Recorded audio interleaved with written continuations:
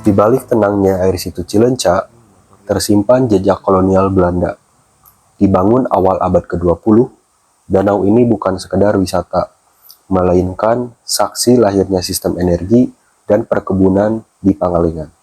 Pada masanya, aliran air dari Situ Cileunca ini menentukan hidup matinya perkebunan teh dan pasokan listrik wilayah sekitar. Jika aliran Situ Cileunca ini terganggu, maka aktivitas dan produksi industri ikut lumpuh.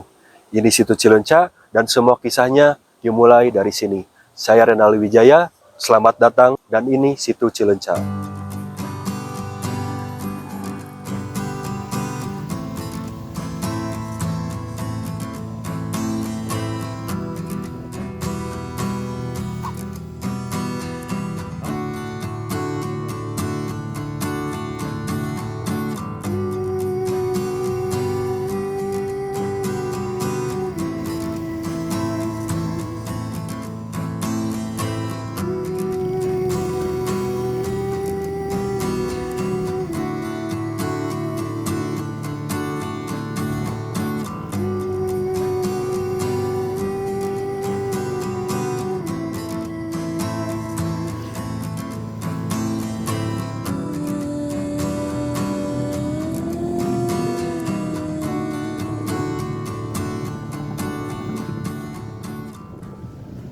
Sebelum Situ Cileunca ada, Pangalengan dikenal sebagai daratan tinggi yang sunyi.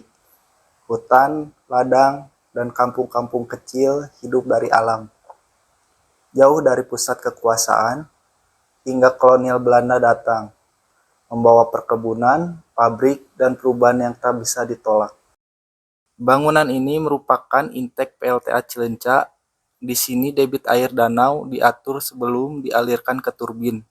Setiap pembukaan pintu air menentukan tekanan, kecepatan, dan kestabilan listrik yang dihasilkan. Karena cuaca yang dingin, kami memutuskan untuk berhenti sejenak, menghangatkan badan terlebih dahulu, ditemani secangkir kopi, bukan cuma untuk mengusir dingin, tapi juga memberi waktu buat mencerna apa yang barusan kami lihat. Di tempat seperti ini, bahkan jeda kecil pun terasa relevan.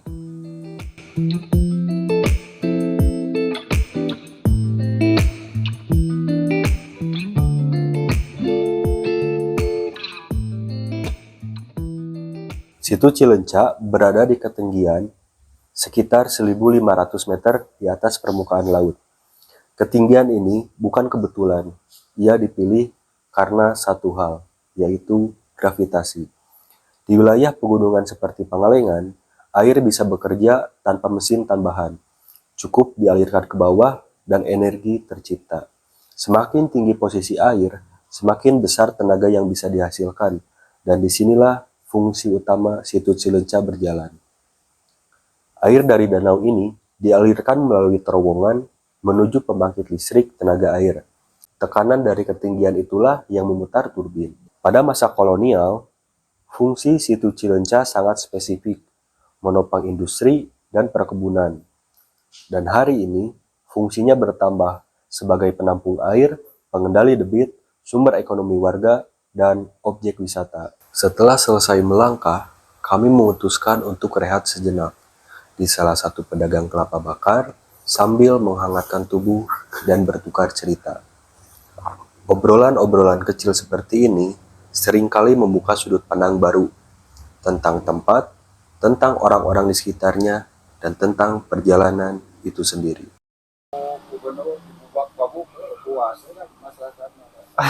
Eta teh bade dialihkan jadi sayuran cenah.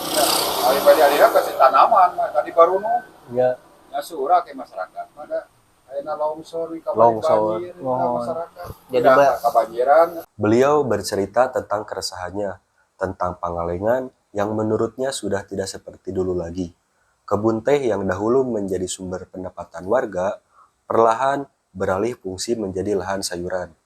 Pembabatan kebun teh seluas puluhan hektar menjadi sesuatu yang tak terelakkan.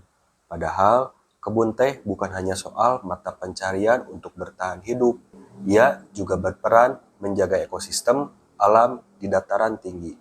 Di masa kolonial, perkebunan teh menjadi fondasi berdirinya bangunan-bangunan kokoh, pabrik, hingga sistem transportasi. Semua itu berdiri dari hasil sebuah perkebunan. Dan hari ini, ketika perkebunan itu perlahan hilang atau digantikan oleh tanaman sayur, pertanyaannya sederhana, apa yang sebenarnya sedang kita korbankan? Setelah sekian banyak langkah yang kami tempuh dan melihat situ Cileunca dari berbagai sudut pandang, tak terasa hari mulai gelap.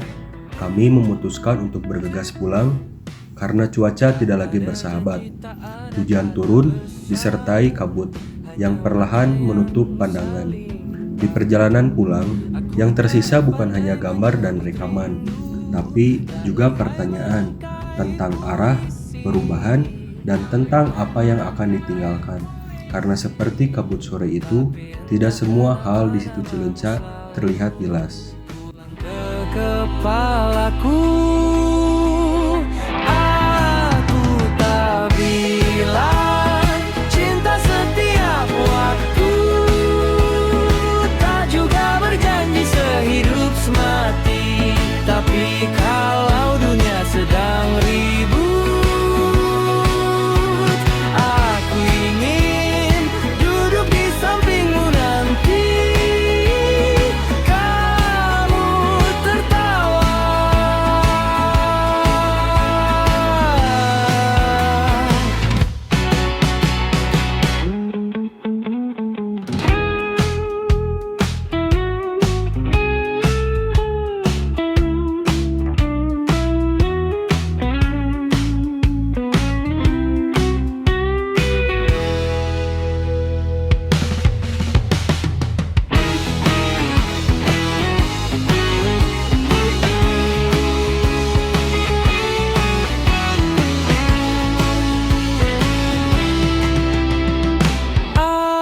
Aku tak bilang cinta setiap waktu, tak juga berjanji sehidup semati.